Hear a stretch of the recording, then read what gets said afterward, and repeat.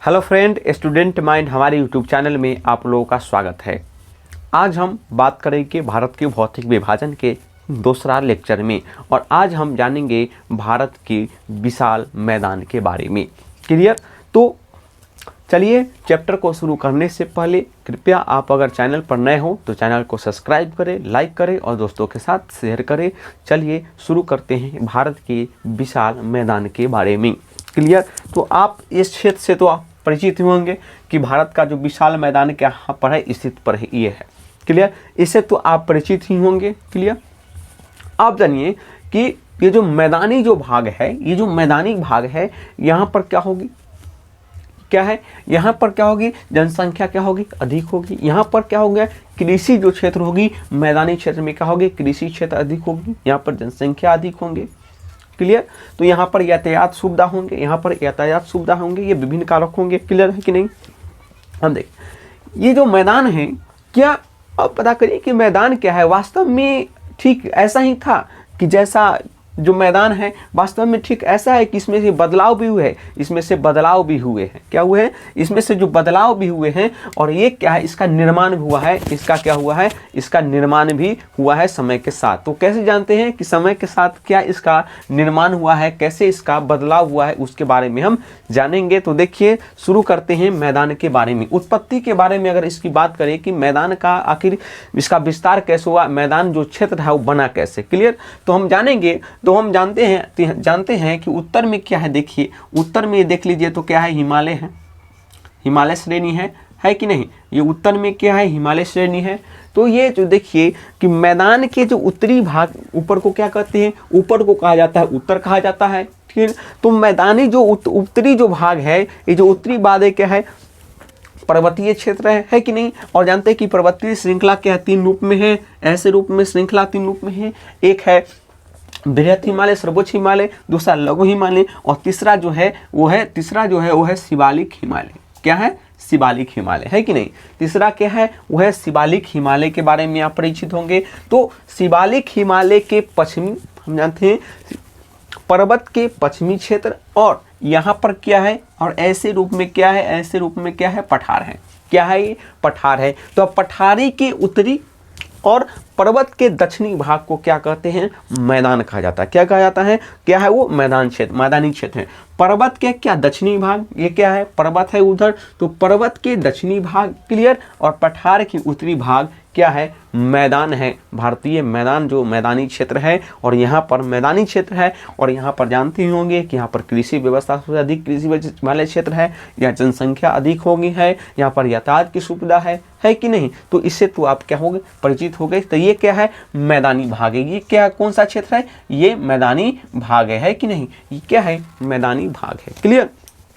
अब जानते हैं कि इसका विस्तार कैसे हुआ है, इसको क्या, इसकी उत्पत्ति कैसे हुआ। तो हम जानते हैं कि मैदानी जो भाग है बिल्कुल जो दिखते हैं वो ऐसा नहीं, इसमें बदलाव होती रहता है। तो देखिए यहाँ पर देखते हैं कि कैसा इसका मैदान, कैसे मैदान बना।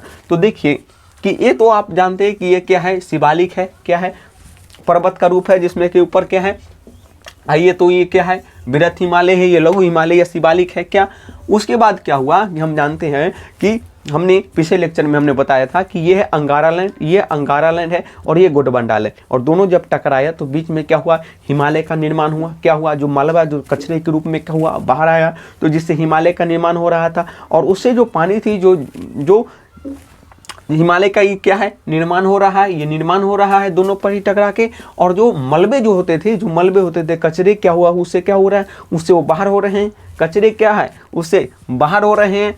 और जो जल है, जो पानी का, जो इसको क्या मार रहा है, इसको टक्कर लगा रही है, जिससे क्या हो रहा है, ये टुकड़ा हो रहा है। इधर से क्या लगा रही है, इधर से पानी का जो प्रवाह है वो भी मार रहा है, और जिससे क्या हुआ, इसके टुकड़े हो रहे हैं, और जिससे क्या हुआ, इसमें क्या हो रहा है, बिखराव हो रहा है। और छोटे छोटे जो पत्थरों का टुकड़ा बन के, छोटे छोटे पत्थरों का क्या हो रहे हैं, टुकड़ा हो रहे हैं। और टुकड़ा होंगे तो कहाँ आएंगे, वो नीचे की ओर गिरेंगे, ढलान के रूप गिरेंगे। तो जो एक तो हिमालय का निर्माण हो रहा है, और वहाँ पर पानी का जो प्रभाव, प्रेशर जो मार रहा है, दबाव मार रहा है, जिससे पत्थर टुकड़े हो रहे हैं, जिससे ये टुकड़ा होकर और ऐसे छोटे छोटे टुकड़े में पत्थर में क्या आएंगे, वो इधर की ओर आएंगे, जिधर ढलान होंगे उधर की ओर आएंगे। तो ऐसे हुआ, तो इसको ऐसे इस प्रकार हुआ कि क्या चीज़ का निर्माण हुआ, भावर भाबर क्षेत्र का क्या हुआ, निर्माण हुआ।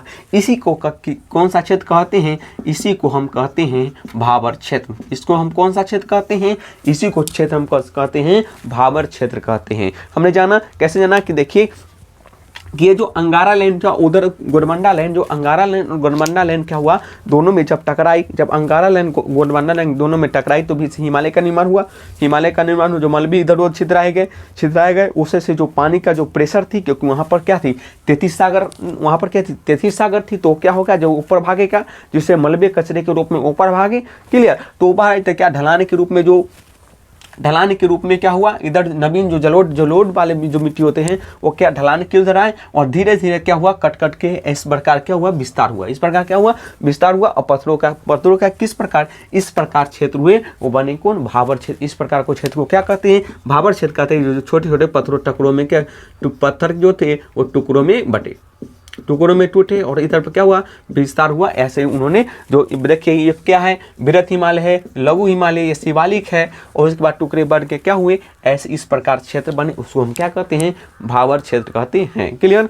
फिर क्या हुआ, फिर इसमें विस्तार हुआ, फिर इसमें क्या हुआ, नदी तराई क्षेत्र हुआ, तब इससे इस प्रकार क्या हुआ, तब इस प्रकार यहाँ पर जो भूमि बनी उस प्रकार इस प्रकार अब जो इस प्रकार जो क्षेत्र बनी, उसके बाद नदी का बढ़ाव चलते, नदी का तो बढ़ाव चलते रहा, फिर इस प्रकार जो क्षेत्र बने, इस प्रकार को क्षेत्र को हम कौन सा क्या क्षेत्र कहते हैं, इस प्रकार के क्षेत्र को कहते हैं दलदली क्षेत्र कहा जाता है। इस दलदली क्षेत्र प्रकार, जिस प्रकार इसे कहा जाता है तराई क्षेत्र। इसे कौन सा क्षेत्र कहा जाता है, इसे तराई क्षेत्र कहा जाता है। क्या क्षेत्र कहा जाता है, तराई क्षेत्र कहा जाता है। तो देखिए कैसे कैसे इसमें विस्तार हो रही है, इसको कौन सा क्षेत्र कह रही है, तराई क्षेत्र कह रही है। और फिर इसमें क्या हुआ, विस्तार हुआ, फिर इससे आगे बढ़ा, और इसको फिर इससे आगे बढ़ा तो तराई क्षेत्र हो गया। फिर जो इससे बढ़ेगा तो क्या हुआ, फिर उसके बाद क्या हुआ, मिट्टी का धीरे धीरे क्या हुआ, नवीन जलोढ़ मिट्टी का क्या हुआ, इसको मिटा देते हैं। अभी रुक जाइए, इसको अभी हटा देते हैं, देख लेंगे भारत में। तो देखिए इस प्रकार के फिर विस्तार होते हुए, और क्या हुआ, इस प्रकार के क्या बने, क्षेत्र बने। इस प्रकार के जो क्षेत्र बने इसको क्या कहा जाता है, नवीन, जो नवीन इसको कहा जाता है। जो ऊपर से जो ढक में जो गड्ढे थे उसमें ढके जो से वो छोटे छोटे अपर्दन, विक्षेपण, जो भ्रंश क्रियाएं, अन्न क्रिया होकर जो बटे, वो छोटे जब पूरा क्या हुआ, कण के रूप में अब आए, अब कण के रूप में वो धीरे धीरे हो गए। तो इस प्रकार के क्षेत्र बने, इस प्रकार के जो क्षेत्र बने, जो गड्ढे नवीन जलोढ़ मिट्टी कहा जाता है, उसको क्या कहा जाता है, इसको कहा जाता है, इसको क्या कहा जाता है, बंग, इसको कहा जाता है खादर क्षेत्र। इस प्रकार के क्षेत्र बने उसको कहा जाता है खादर, इसको कहा जाता है तराई। जो दलदली क्षेत्र, ये कौन सा क्षेत्र होता है, दलदली क्षेत्र, दलदली क्षेत्र होता है, ये होता है दलदली क्षेत्र। और यहाँ पर दलदली क्षेत्र होंगे तो यहाँ पर तो क्या होगा, बसाव कम होगा व्यक्तियों का, तो यहाँ पर क्या होगा, यहाँ पर बड़े बड़े क्या होंगे, वन होंगे, वृक्ष होंगे। और सबसे ज़्यादा क्वेश्चन भी एक बार पूछा है कि सबसे ज़्यादा मच्छर कहाँ पाया जाता है, तो है तराई क्षेत्र में अधिक मच्छर पाए जाते हैं। यहाँ पर वन क्या होंगे, अधिक होंगे, क्योंकि ये दलदली क्षेत्र होता है, पानी का मात्रा इसमें ज़्यादा होता है। यहाँ पर बने बने वन वृक्ष यहाँ पर पाए जाते हैं तराई क्षेत्र में। फिर उस प्रकार जो क्षेत्र जो विकसित होगा उसको क्या कहेंगे, उसको कहेंगे खादर क्षेत्र। क्या कहेंगे, उसको खादर क्षेत्र कहेंगे। फिर नदी का विस्तार होगा धीरे धीरे, उसको क्या होता है, नदी, उसको जो नदी का प्रवाह बढ़ते रहेगा, और इस प्रकार क्या होगी, वो बढ़ेगा, इस प्रकार वो बढ़ेगा। और कई ऐसे भूमि जो छूट जाएंगे, जैसे इस वाला भूमि छूट गए, क्लियर। जैसे नदी है तो यहाँ पे ऐसे नदी आए और इस प्रकार चले गए, तो इस प्रकार जो इस प्रकार क्या हुए, इस प्रकार आए, तो इस प्रकार नदी क्षेत्र अपना खत चले गए। तो इस प्रकार नदी क्षेत्र अपने क्या होगा, अपने मोहना की ओर चले गए। लेकिन कुछ ऐसे भूमि बच गए, देखिए कुछ ऐसे भूमि यहाँ बच गए, कुछ ऐसे भूमि यहाँ पर बच गए कि यहाँ पर नदियों का जो पानी, जो बाढ़ का पानी जो था वहाँ पर यहाँ पर नहीं पहुँच पाएगा। 5 बार 10 बार या 2 बार 5 बार यहाँ पर पानी नहीं पहुँच पाया है। तो इस क्षेत्र में क्या हुआ, जो जल जो था वो नदियों का तो जल नहीं गया, तो इसको कहेंगे बांगर क्षेत्र। खादर तो इसको क्या कहेंगे, बांगर क्षेत्र। इसको कहा जाता है बांगर क्षेत्र या पुरानी मिट्टी। इसको क्या है, इसको क्या है, नवीन मिट्टी। ये क्या होगा, नवीन मिट्टी। खाद्य को क्या कहा जाता है? नवीन मिट्टी कहा जाता है। जैसे आप देखे भी चुके होंगे या फिर नदी के किनारे आप देखे होंगे तो देखिए कि गर्मी के दिनों में क्या हो जाता है कि इतने बड़े गड्ढे हो जाते हैं, इतने बड़े गड्ढे जब क्या होता है उसमें मिट्टी बालू खन के लिए लिया जाता है। लेकिन जब देखते हैं कि बाढ़ आता है तो फिर देखते हैं कि वैसा क्या होता है, बढ़ जाता है। तो इस प्रकार देखते हैं कि कैसे नवीन मिट्टी लाती है और उसको भर देती है, और कभी कभी बाढ़ भी ला देती है, कभी कभी क्या लाती है, बाढ़ भी ला देती है। लेकिन बाढ़ वो तो क्या हो जाती है, एक खादर मिट्टी होती है, वो नवीन मिट्टी होती है, वहाँ पर उपजाऊ अधिक होते हैं। लेकिन कुछ ऐसे क्षेत्र जो होते हैं वो बच जाते हैं, इसको क्या कहते हैं, बांगर क्षेत्र कहते हैं। क्योंकि यहाँ पर वर्षा के पानी पर निर्भर होते हैं, क्योंकि यहाँ पर तो नदी का पानी पहुँच नहीं पाता, यहाँ पर तो नदियों का पानी पहुँच नहीं पाता, तो उसको क्या कहते हैं, बांगर क्षेत्र कहते हैं, यानी कि पुरानी मिट्टी। इसको क्या कहते हैं, पुरानी मिट्टी का क्षेत्र कहलाता है। क्लियर। फिर नदियों का विस्तार होता है, और फिर नदियों का क्या देखिए, और फिर नदियों का विस्तार होता है, और देखिए नदी का विस्तार हुआ, बीच में ऐसा क्षेत्र बच गया, नदी पर इधर चल गया, नदी से इधर बह गया, इधर चल गया, नदी इधर चल गया, और एक ऐसा क्षेत्र यहाँ पर क्या होता है, क्षेत्र एक बच जाता है, जिसको कहते हैं क्या, डेल्टा कहा जाता है। क्या कहा जाता है, डेल्टा। और ये भी क्या होता है, बहुत उपजाऊ क्षेत्र होते हैं, तो इसको क्या कहा जाता है, इसको कहा जाता है डेल्टाई क्षेत्र। क्या कहा जाता है, डेल्टाई क्षेत्र। और ये भी बहुत उपजाऊ होते हैं। तो हमने जाना कि कैसे मैदानों का निर्माण हुआ है। और भारतीय जो मैदान है, हम देखिए यहाँ पर देख सकते हैं, यहाँ पर देखिए भारत का अगर मैप बनाते हैं, मान ले, छोड़िए नहीं, ये अगर भारतीय जो मैदान जो है, उत्तर पश्चिम का ये मैदान है भारत का, ये उत्तर पश्चिम का मैदान जो है, ये किससे बना है, नवीन जलोढ़ मिट्टियों से बना है। किससे बना है, नवीन जलोढ़ मिट्टियों से बना है। नवीन जलोढ़ मिट्टी से क्या है, बना है। किससे बना है, नवीन जलोढ़ मिट्टियों से बना है। किसके, और इस प्रकार क्रियाएं होती हैं। पहले जो पर्वत थे वो क्या हुआ, छोटे छोटे टुकड़े में बटे, तो उसको क्या भामर क्षेत्र कहा जाता है। फिर उसके बाद फिर और विस्तार होते धीरे धीरे वो बढ़ते चले गए, उस प्रकार क्या हुआ, उसे क्या कहते हैं, इस प्रकार निर्माण हुआ, उसे क्या कहते हैं, तराई क्षेत्र कहते हैं। तराई क्षेत्र क्या होता है, वो एकदम दलदली क्षेत्र होता है, यहाँ पर वन पाए जाते हैं, यहाँ पर बहुत सारे क्या होते हैं, वन पाए जाते हैं। उसके बाद देखिए तो खादर की बात करें तो क्या है, खादर जो होती है वो नवीन मिट्टी होती है, नवीन जलोढ़ मिट्टी आ जाती है बाढ़ के पानी में, नदियों के द्वारा, पानियों के द्वारा। जिस प्रकार के वो नवीन मिट्टी होती है, यह उपजाऊ के लिए बहुत आवश्यक होती है, आनंद होती है। जैसे यूपी में देख लीजिए, बिहार में देख लीजिए, है कि ब्रह्मपुत्र वाला स्थान में देख लीजिए, तो यहाँ पर क्या होता है, सिंधु पाकिस्तान वाला बात कीजिए, यहाँ पर नदियों आती है जाती है और नवीन मिट्टी ला देती है। कभी कभी ज़्यादा रूप में बार अगर आने लगी, अत्यधिक मात्रा में आती है, तो क्या होती है, बाढ़ भी आती है। जैसे बिहार में आप देख चुके हैं कि बिहार की जो कोसी जो है नदी है, क्या हमेशा बाढ़ लाती है। बिहार के लगभग 16-17 जो जिले होते हैं, हमेशा क्या हो जाते हैं, जल से बाढ़ आ जाते हैं, तो एक प्रकार का फसल नष्ट हो जाती है। लेकिन एक बात पे कि नवीन मिट्टी भी लाती है, फिर से उपजाऊ को भी, वही भी सबसे ज़्यादा क्या है, उपजाऊ क्षेत्र भी है। तो इससे तो आप परिचित होंगे। तो देखिए, पहले भाबर क्षेत्र, तराई क्षेत्र, फिर क्या होता है, नई मिट्टी, खादर क्षेत्र, और बांगर क्षेत्र जहाँ पर जल नहीं पहुँचता है, वह क्या है, बांगर क्षेत्र। और डेल्टा क्या है, जो डेल्टा ये होता है, डेल्टा जो भूमि का निर्माण करती है, उसको क्या कहते हैं, डेल्टाई क्षेत्र कहते हैं। हमने जाना कि किस प्रकार भाबर क्षेत्र किसको कहते हैं, तराई क्षेत्र किसको कहते हैं, खादर क्षेत्र किसको कहते हैं, और बांगर क्षेत्र किसको कहते हैं।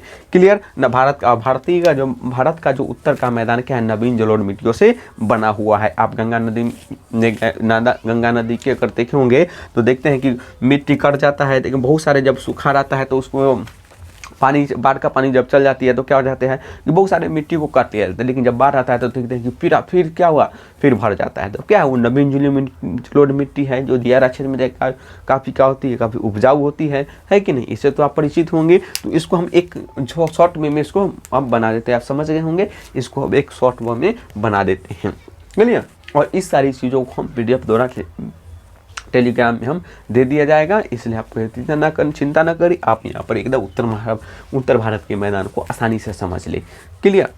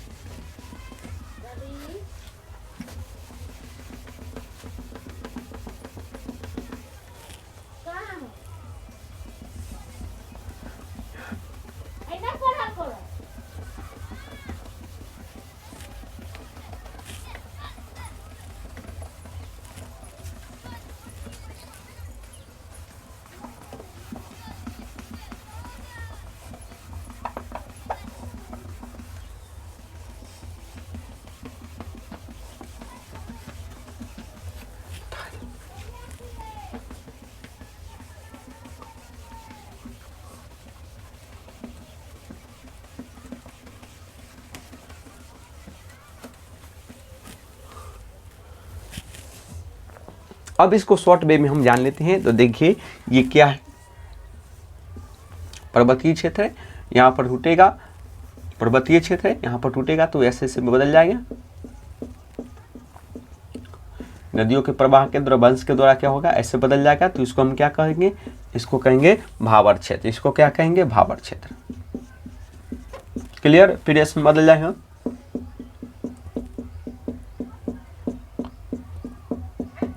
इसको क्या कहेंगे, तराई क्षेत्र। तराई क्षेत्र, या इसको कहेंगे तराई क्षेत्र, या इसको कहेंगे दलदली भूमि। ठीक है, फिर इस प्रकार होगा। नवीन जलोढ़ मिट्टी का निर्माण करेगा, इसको कहेंगे खादर भूमि। और इस प्रकार जो क्षेत्र बच जाएंगे उसको हम जो कहेंगे बांगर मिट्टी। बांगर कहेंगे, ये होती है पुरानी और ये होती है नई मिट्टी, नई जलोढ़ मिट्टी। और ये जो क्षेत्र बच जाते हैं इसको कहें क्या कहते हैं, डेल्टा। तो चलिए इन सारी चीजों के बारे में आपने समझ लिया कि भाबर क्षेत्र किसको कहते हैं, तराई क्षेत्र किसको, खादर क्षेत्र, भांगर क्षेत्र और डेल्टाई क्षेत्र किसको कहते हैं। और कौन सा जो कृषि योग होते हैं वो होते खादर क्षेत्र होती है, अधिक कृषि होते हैं, लेकिन यहाँ पर बाढ़ के आने की संभावना अत्यधिक मात्रा में आती है, तो बाढ़ का कारण होती है और बाढ़ की विभीषिका को भी देखने को मिलती है। क्लियर, तो इतना चीज हमने जाना। अब देखिए जो भारत के जो मैदान है उसको 4 प्रकारों में बांटा गया है। भारत का जो उत्तर का मैदान, विशाल मैदान है, उसको कितने प्रकार में बांटा गया है, 4 प्रकारों में बांटा गया है। देखिए विशाल मैदान की बात करते हैं।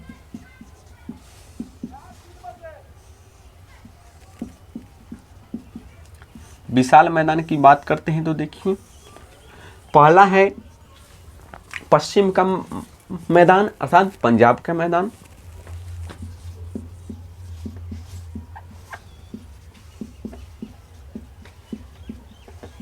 दूसरा है राजस्थान का मैदान।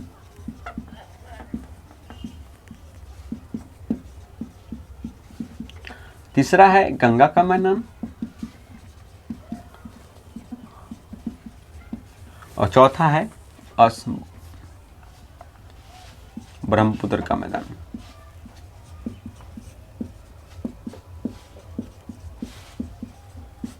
क्या है, ब्रह्मपुत्र का मैदान है। क्लियर, अब हम देख लेते हैं पंजाब का मैदान क्या है, इसको हम क्या कहते हैं, पश्चिमी क्षेत्र इसको कहा जाता है। पंजाब के मैदान को क्या कहा जाता है, पश्चिमी क्षेत्र इसको कहा जाता है। क्लियर, और असम ब्रह्मपुत्र का जो मैदान है उसको क्या कहा जाता है, पूर्वी इसको क्षेत्र कहा जाता है। ये लगभग असम में पड़ता है, असम को हम इसमें लेकर चलते हैं। तो देखिए भारत के जो विशाल मैदान है, पंजाब के मैदान, राजस्थान का मैदान, गंगा का मैदान और ब्रह्मपुत्र के मैदान, 4 श्रेणियों में क्या किया गया है, विभाजित किया गया है। क्लियर, अब यहाँ पर जान लिए कि यहाँ पर क्या होगी, जनसंख्या क्या होगी,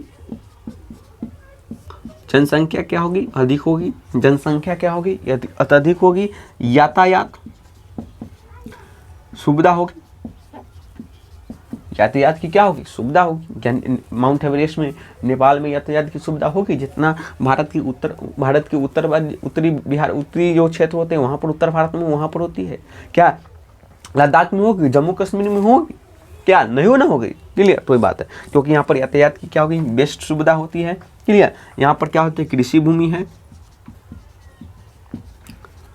ETC यहाँ पर अपनी विशेषताएं यहाँ पर भारत के उत्तर मैदान में हमें दिखाई देता है। क्लियर, तो और सबसे ज़्यादा जनसंख्या भी क्या है, उत्तर भारत में है। सबसे ज़्यादा जनसंख्या भी क्या है, उत्तर भारत की है, जो है कि नहीं। तो हमने इतना सारे क्षेत्र को देखा, पंजाब का मैदान, राजस्थान का मैदान, गंगा का, ब्रह्मपुत्र का मैदान है। क्लियर, और पंजाब राजस्थान के मैदान में आप जानते होंगे कि ऐसे जो राजस्थान है इसको क्या अरावली बीच में है, और इधर वाले भूमि जो है कृषि क्षेत्र है, जबकि इधर वाले भूमि में क्या है, थार है, मरुस्थल है। तो उसके बारे में मरुस्थलीय क्षेत्र है, क्यों है, उसके बारे में हम आते हैं, अरावली पढ़ेंगे, भारतीय मरुस्थल पढ़ेंगे तो हम जानेंगे। तो हमने देखा मैदान का निर्माण कैसे हुआ, निर्माण को कितने प्रकारों में बांटा गया है। खादर, भांगर, खादर, भाबर मिट्टी, तराई मिट्टी क्या होती है, डेल्टा क्या होती है, हमने जाना। उसके कितने प्रकार बांटा गया है और मैदान की क्या, भारतीय मैदान की क्या विशेषताएं हैं, हमने इसके बारे में हमने जाना। अब इसको हटाते थे, अब आगे देते हैं। तो भारतीय मैदान, पर्वत और मैदान हमने क्लियर कर लिया।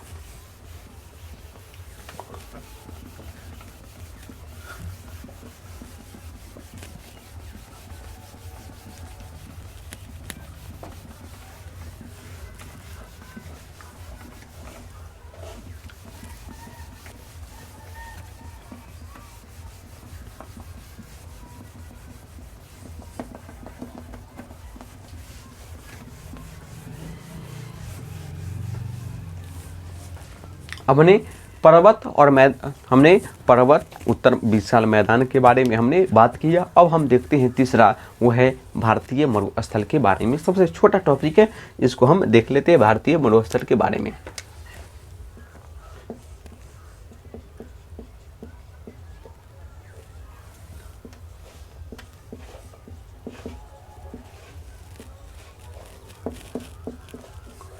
भारतीय मरुस्थल के बारे में हम जानते हैं। क्लियर? ये देखिए, ये भारत की हम मैप बनाते हैं। यहाँ पर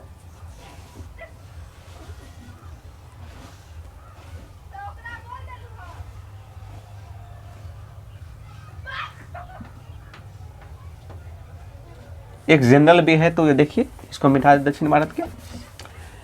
देखिए ये क्या है, राजस्थान है लगभग, और यहाँ पर क्या है, अरावली है। क्या है? अरावली है। राजस्थान में अरावली है। क्या होती है कि इसको देखिए, इधर देखिए क्या होती है यहाँ पर अरावली। जो अरावली हमें दिखाई देता है कि यहाँ से जो मानसून यहाँ पर जाती है, यहाँ से जो मानसून यहाँ पर जाती है, यहाँ की जो मानसून जो होती है वो जाती है, क्या होती, इसमें अवरोध नहीं करती।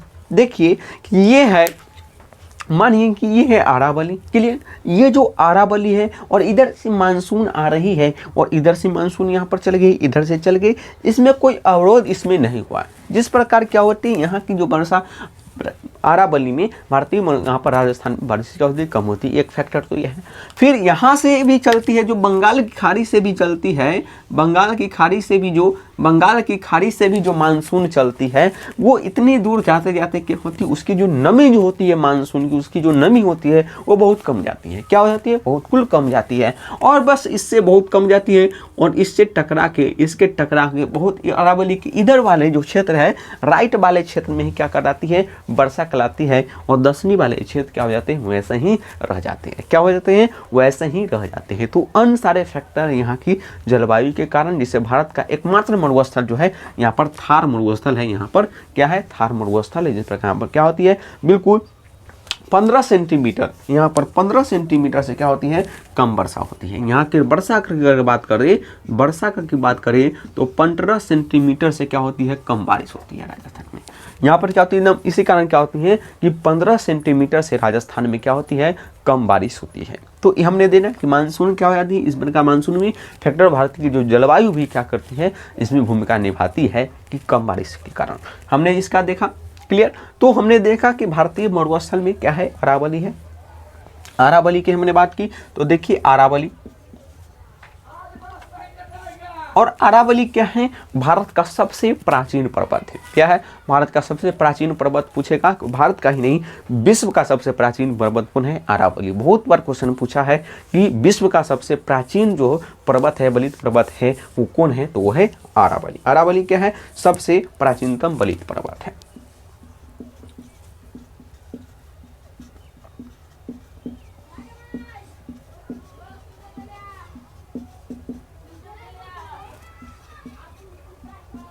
क्या? अरावली जो है सबसे प्राचीन बलित पर्वत है विश्व का, और बहुत बार क्वेश्चन इससे आया है। क्लियर? यहाँ हमने वर्षा देख लिया, इसमें यहाँ पर देख लिया हमने भारतीय मरुस्थल में अरावली की जो बारिश कितना होती है, वो 15 सेंटीमीटर से क्या कम,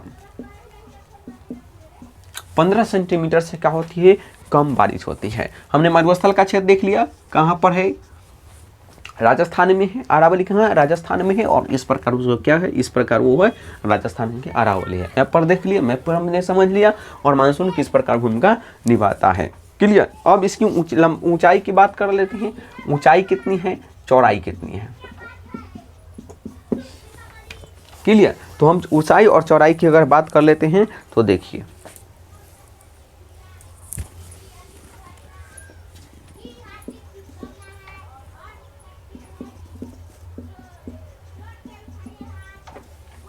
ठीक, भारतीय मरुस्थल की अगर बात करते हैं, मरुस्थल की अगर बात करते हैं कि ऊंचाई कितनी है, तो 600, और इसकी बात करते हैं कितनी है, अरावली की जो बात करते हैं 640 किलोमीटर है, और चौड़ाई कितना है, 160 किलोमीटर है। यहाँ 15 सेंटीमीटर से क्या होती है, कम बारिश होती है।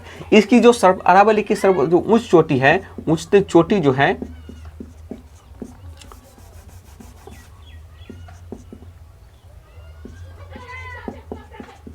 वो क्या है? गुरु शिखर।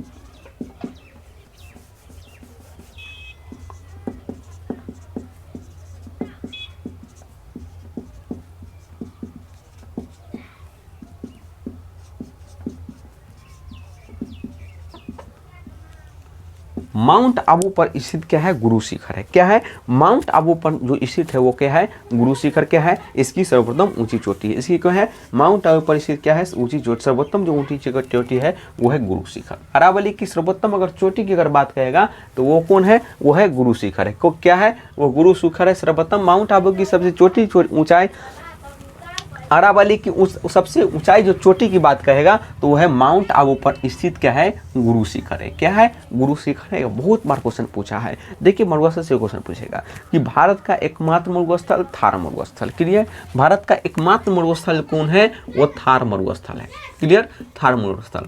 भारत का या विश्व का सबसे प्राचीनतम बलित पर्वत कौन है? अरावली है। क्लियर? उसकी सबसे ऊंची चोटी कौन है? गुरु माउंट आबू पर क्या है? गुरु शिखर है। उसकी सर्वोत्तम ऊंची चोटी पूछेगा तो वह है गुरु शिखर है। कितना? क्लियर?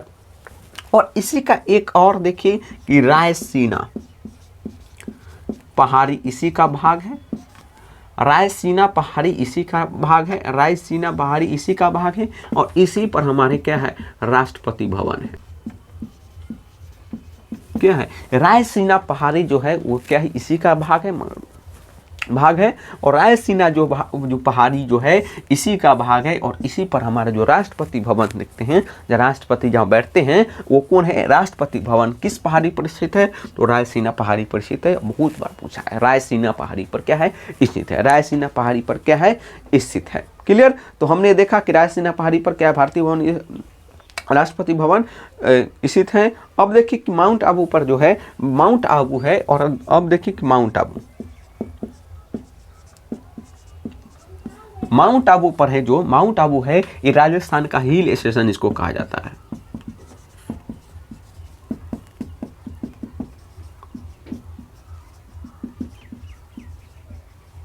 ठीक, माउंट आबू को राजस्थान का हिल स्टेशन कहा जाता है। क्या कहा जाता है? माउंट आबू को राजस्थान का हिल स्टेशन कहा जाता है। और इससे पहले जो आंतरिक जो प्रशिक्षण केंद्र पर अकादमी यहीं पर थी। आंतरिक सुरक्षा का जो अकादमी क्या है? यही माउंट आबू में ही है। अकादमी क्या है? आंतरिक सुरक्षा प्रशिक्षण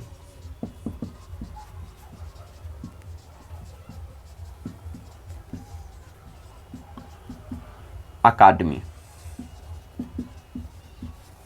क्या पर है? माउंट आबू पर। तो इससे बहुत सारे क्वेश्चन पूछेगा और इससे अलग नहीं पूछेगा।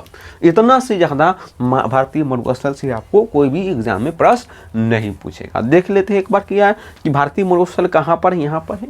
भारतीय मरुस्थल की जलवायु के क्या कारण? देखिए बारिश क्यों नहीं होती है। क्लियर? हमने देखा। दूसरा बात देखिए कि अरावली सबसे प्राचीनतम बलित पर्वत है। वर्षा इनका 15 सेंटीमीटर से कम होती है। ऊंची चोटी क्या है? माउंट आबू पर स्थित क्या है? गुरु शिखर है। गुरु शिखर है।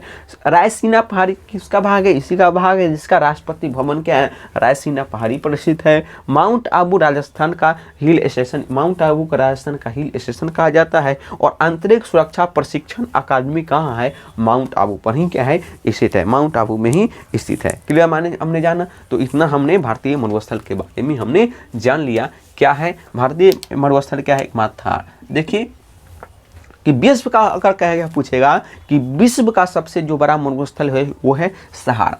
विश्व का कौन है? सहारा। विश्व में पूछेगा तो वो है सहारा। एशिया के पूछेगा तो वो है गोबी।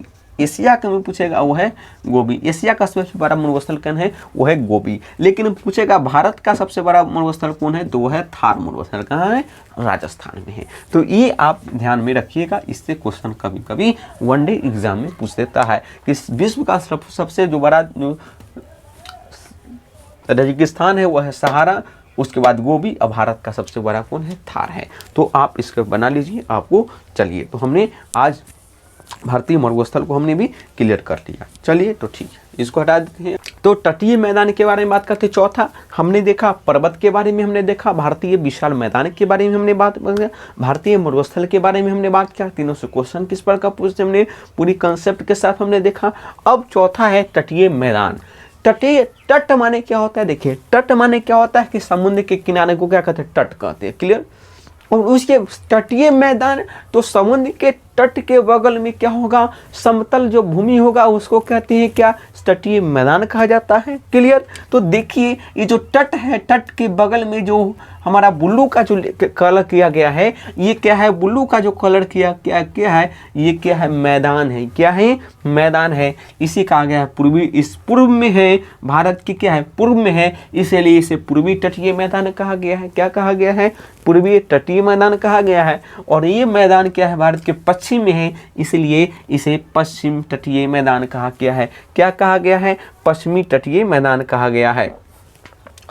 हमने जान लिया कि तटीय मैदान के मतलब क्या होता है। तटीय मैदान का मतलब क्या है, तट के बगल में जो मैदान होता है उसे हम तटीय मैदान कहा जाता है। और भारत के पूर्व में स्थित मैदान है इसलिए पूर्व तटीय मैदान, और भारत के पश्चिम में स्थित मैदान है इसलिए इसे पश्चिम तटीय मैदान कहा जाता है। तो हम क्लियर, तो तटीय मैदान को हम, भारत के तटीय मैदान को हम दो प्रकार में बांट सकते हैं, एक हुआ पश्चिमी और एक को पूर्वी में हम क्या कर सकते हैं, इसको हम बांट सकते हैं, क्लियर। पश्चिमी तट, पूर्वी तटीय मैदान, पश्चिमी तटीय मैदान। और ये तट रेखा है तो इसको कहते हैं पूर्वी तट, और इधर पश्चिम की ओर तट है इसे कहते हैं, इसको क्या कहते हैं, पश्चिम तट कहते हैं। तो हम जानेंगे। और ये वाले पर्वत जो है, ये पर्वत है, ये काले रंग का जो पर्वत है तो पश्चिम की ओर है उसको कहते हैं पश्चिमी घाट, और पूर्व की ओर वाले जो पर्वत है उसको क्या कहते हैं, पूर्वी घाट कहते हैं। तो इतना बात से क्लियर हो गया। तो इसमें तीन बात आप ध्यान देखिए कि ये तो तट जो है, ये जो दिखाई देता है आपको, ये क्या है, पूर्वी तट है, ये क्या है, पश्चिमी तट है, क्लियर। तट के बाद जो आता है वो क्या है, मैदान है। तट के बाद जो मैदान है तो ये है पूर्वी तटीय मैदान और ये है पश्चिम तटीय मैदान। फिर उसके बाद आपको दिखाई देता है पर्वत, तो ये है पूर्वी घाट और ये है पश्चिमी घाट। तीन चीज आपको यहाँ से दिखाई दिया कि एक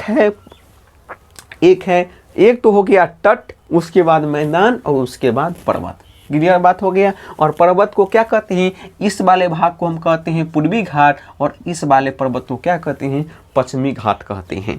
तो क्लियर बात आपको यहाँ पर ध्यान आ गई कि जो तटीय मैदान है क्या है, यह तट है, तट के बाद क्या है, मैदान है, और मैदान के बाद क्या है, पर्वत है, क्लियर। और सब इधर पूर्व है तो इसलिए पूर्व कहा गया है, और इधर पश्चिम है इसलिए पश्चिमी कहा गया है। तो देखिए यहाँ पर पूर्वी तट, पूर्वी तटीय मैदान, पूर्वी पर्वत, पूर्वी घाट, फिर पश्चिमी तट, पश्चिमी तटीय मैदान और पश्चिमी घाट। इतना बात क्लियर हो गया। अब इससे क्वेश्चन कैसे पूछता है देखते हैं। देखिए अब गुजरात और यहाँ पर है महाराष्ट्र, यहाँ पर है, तो गुजरात से लेकर यहाँ पर जो महाराष्ट्र तक है, महाराष्ट्र दमन तक है, दमन कहिए महाराष्ट्र के दमन तक जो क्षेत्र है उसको क्या कहा जाता है, उसको कहा जाता है कठियावाड़ तट, कठियावाड़ तट, क्लियर। उसको क्या कहते हैं, कठियावाड़ तट कहते हैं। तो क्वेश्चन पूछेगा कि गुजरात से दमन तक के तट को क्या कहते हैं, उसे नाम है कठियावाड़ तट, क्लियर। हम जाने कि ये क्या है, ये तट है। अब इसको क्या कर दिया है, इसको नाम दे दिया गया है ताकि आसानी हो, क्लियर। इसको क्या कर दिया गया है, नाम दे दिया गया है राजसूय। तो गुजरात से लेकर दमन तक के तट को क्या कहा गया है, कठियावाड़ तट कहा गया है। इतना बात हमने समझ लिया कि गुजरात से लेकर दमन तक अगर जहाज को अगर जाना है तो हम क्या कहेंगे कि ये जहाज को कहाँ, कठियावाड़ तट में क्या करो, पहुंचा दो, पहुंच जाएगा, क्लियर। फिर दमन से लेकर आइए गोवा, तो दमन से लेकर गोवा तक के तट को क्या कहा गया है, कोंकण तट कहा गया है। क्या कहा गया है, कोंकण तट कहा गया है। हम कहेंगे कि कोंकण तट में ये शिप पहुंचा दो, ये जहाज पहुंचा दो, तो जहाज कहाँ से आ जाएगा, अरब सागर में, कोंकण तट में आ जाएगा, क्लियर। तो दमन से लेकर गोवा तक के तट को क्या कहा गया है, कोंकण तट कहा गया है, क्लियर। अब देखिए गोवा से लेकर और क्या हुआ, यहाँ पर आइए कर्नाटक पर, तो देखिए कर्नाटक है तो गोवा से लेकर कर्नाटक के तट को क्या कहा गया है, केनरा तट कहा गया है। क्या कहा गया है, केनरा तट कहा है। आप राज्य याद रखिए, एक तट गुजरात से दमन तक के तट को कठियावाड़ तट, दमन से लेकर गोवा तक के तट को कोंकण तट, और गोवा से लेकर कर्नाटक तक के तट को क्या गया है, केनरा तट कहा गया है। और कर्नाटक से आइए यहाँ पर अगर केरल तक आइएगा तो कर्नाटक से लेकर केरल तक के तट को कहा गया है मालाबार तट। कौन सा तट कहा गया है, मालाबार तट कहा गया है। और ये आपको ज्योग्राफी के हिसाब से नहीं बल्कि इतिहास के दृष्टिकोण से भी महत्वपूर्ण है, क्योंकि जो जो विदेशियन या जो आए थे, पश्चिमी यूरोपियन जो आए थे, इन्हीं सब तटों के किनारे वो बसे थे, वो फैक्ट्री लगाए थे। तो वहाँ पर बड़े आप कंफ्यूज होइएगा कि कौन सा कंपनी ने कहाँ कोरोमंडल तट पर लगाया, कि केनरा तट पर, कि कोंकण तट पर, या मलाबार तट पर, कौन सा फैक्ट्री लगाया, किस तट पर युद्ध किया, तो बड़ी परेशानी होगी। लेकिन आज की जो स्ट्रक्चर अगर आप कंप्लीट कर लेते हैं तो आपको भूगोल में नहीं, न इतिहास में, और न भूगोल और इंटरनेशनल रिलेशन या कहीं भी आपको परेशानी नहीं होगी भारत के बारे में। तो ये तट जो हो ऐसे बनाकर, ऐसे ग्राफ बनाकर इसको क्या करिए, याद करें, ताकि आसानी से याद रखने की बजाय इसको ऐसे बना लीजिएगा तो हमेशा आपको याद रहेगा। तो मलाबार तट कर्नाटक से लेकर केरल तक के तट को क्या कहा गया है, मलाबार तट कहा है। तो हमने 4 तट के बारे में बात किया। इधर पश्चिमी तट में क्या है, पश्चिमी में 4 गो तट में बांटा गया है। गुजरात से दमन आइए तो कठियावाड़ तट, दमन से गोवा आइए तो कोंकण तट, गोवा से आइए कर्नाटक तो केनरा तट, और कर्नाटक से केरल तक आइएगा तो होगा मलाबार तट। फिर केरल के बाद आइए तमिलनाडु आ जाता है, तो तमिलनाडु से लेकर आंध्र प्रदेश के तट को कहा गया है कोरोमंडल तट। क्या कौन सा तट कहा गया है, कोरोमंडल तट कहा गया है। और फिर आंध्र प्रदेश से एकदम पश्चिम बंगाल तक के एकदम आ जाइए, और ऊपर होगा पश्चिम बंगाल, तो पश्चिम बंगाल तक के तट को कहा गया है पूर्वी तट कहा गया है, पूर्वी तट इसको कहा गया है। क्लियर। तो हम यहाँ पर हमने देख लिया कि इसको क्या पूर्वी तट इसको कहा गया है। तो हमने इतना सारे तट के बारे में बात किया। अब क्वेश्चन कैसे पूछेगा से देखिए। अब प्रश्न ऐसे पूछ देगा कि गुजरात से दमन तक के तट को क्या कहा जाता है। क्लियर। तो कौन सा तट है, कठियावाड़ तट। पूछेगा कि दमन से लेकर गोवा तक को कौन सा तट कहा गया है, तो कोंकण तट। गोवा से लेकर कर्नाटक तक के तट को कौन सा तट कहा गया है, केनरा तट। पूछेगा कि कर्नाटक से लेकर केरल तक के तट को क्या कहा गया है, मलाबार तट क्या है। तमिलनाडु से लेकर आंध्र प्रदेश के तट को क्या कहा है, कोरोमंडल तट कहा गया है। क्लियर। तो ये आपको ध्यान देनी होगी, और यहाँ से क्वेश्चन आते हैं। तो हमने तटीय मैदान इसको पीडीएफ मिल जाएगा। तो इस प्रकार आप चीज बना के स्क्रीनशॉट लेकर और इस ऐसे याद कीजिए, रटने के बजाय, लिखने के बजाय इसको मैप पर याद कीजिए, ताकि आपको बेस्ट ढंग से क्या हो, याद हो। क्लियर हो गए। अब तटीय मैदान से आपको एक भी क्वेश्चन नहीं छूटेगा। क्लियर। तो इतना हमने देख लिया। अब आइए जो पचमा जो है वो है द्वीप समूह। पचमा क्या है, द्वीप समूह। पचमा जो है वो है द्वीप समूह है। क्लियर। क्या है पचमा, द्वीप समूह है। तो इसको यहाँ पर यहीं पर से देख लीजिए, कुछ नहीं है। ये जो है देखिए यहाँ पर क्या है, अंडमान निकोबार है, अंडमान निकोबार द्वीप समूह है। और यहाँ पर आइए तो यहाँ पर यहाँ पर क्या है, लक्षद्वीप है। क्या है ये, लक्षद्वीप। और क्या है, अंडमान निकोबार द्वीप समूह।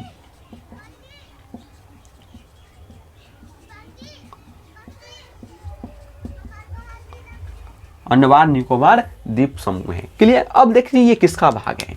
तो देखिए ये जो है और ऊपर होगा, इसको और ऊपर होगा, यहाँ पर होगा, ये है किसका भाग है। अंडमान निकोबार पूछेगा कि ये किसका भाग है, तो अराकान श्रेणी का भाग है। और अराकान श्रेणी किसका, ये हिमालय का भाग। किसका भाग है, ये हिमालय का भाग है। आपको ध्यान में आश्चर्य होगा कि हिमालय का भाग कैसे, तो हम जानते हैं कैसे विभाजन हुआ, हिमालय का भाग है। किसका, हिमालय का भाग है, बस बल्कि बीच में टूटा हुआ है, ये किसका भाग है, हिमालय का भाग है। तो बहुत बड़ा प्रश्न समझता है कि अंडमान निकोबार आखिर किसका भाग है, तो कोई कहेगा प्रायद्वीपीय भाग नहीं, ये हिमालय का, या अराकान जो श्रेणी जो म्यांमार में है उसी का भाग है। लेकिन यह हिमालय का ही अराकान श्रेणी का भाग है, या कहीं हिमालय का क्या है, भाग है।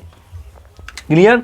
उसके बाद हमने देखा द्वीप माने द्वीप माने तो आप जान चुके हैं कि द्वीप होती ही वैसी जगह जो चारों ओर से क्या हुआ, जल से घिरे हुए हो, उसको क्या कहते हैं, द्वीप कहते हैं, द्वीप कहते हैं, आइलैंड कहते हैं। इतना बात से तो आप परिचित हैं। क्लियर।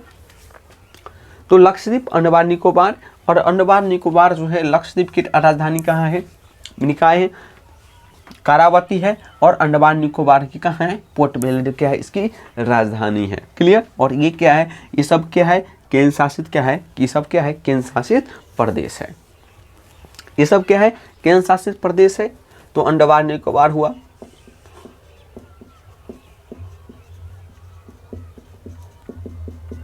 लक्षद्वीप, पुडुचेरी,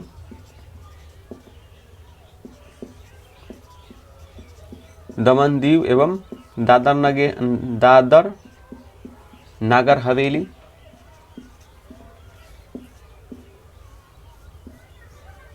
दादर नागर हवेली क्या है? अब इसको कुछ नहीं करना है। इसकी राजधानी पोर्ट ब्लेयर है, लक्षद्वीप की खरावती है, पुडुचेरी, दमन दीव, बस इसको कर लेना है। बस इसमें और कुछ नहीं, इसमें कंसेप्ट वाली इसमें बात उतना ज़्यादा नहीं है। क्लियर? अब बस ये चैनल की बात की, कौन सा चैनल किससे अलग करते हैं, तो उसको हम एक नए वीडियो लाकर उसके ट्रिक के माध्यम से हमें सभी चैनल को हमें एक ही वीडियो में एक पैराग्राफ आप उसको हम समझा देंगे। तो चलिए आज तटीय समूह, द्वीप समूह तक इतना हो गया है। चलिए अब बच गया, इसको एक और टॉपिक बच गया है, वो है क्या बच गया है? पठार बच गया है। तो अब उसको पठार को हम देखेंगे।